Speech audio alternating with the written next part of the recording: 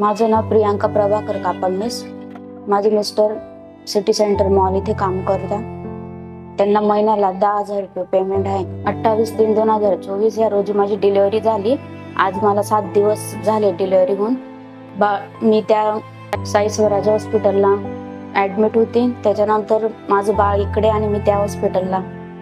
मी 6.5 महिन्याचीच delivery झाली. त्यानंतर माझ्या बाळाला श्वास घ्यायला खूप त्रास होत होता. त्याला व्हेंटिलेटरवर ठेवलेले. बाळाला इथे आणल्यानंतर मी त्याला हातात घेऊ नाही शकली, काही नाही. डॉक्टरने 2 महिन्याचं सांगितलंय का 2 महिने थांबावं लागेल असं. तुमच्याकडून जी मदत आहे ती मदत मला करा.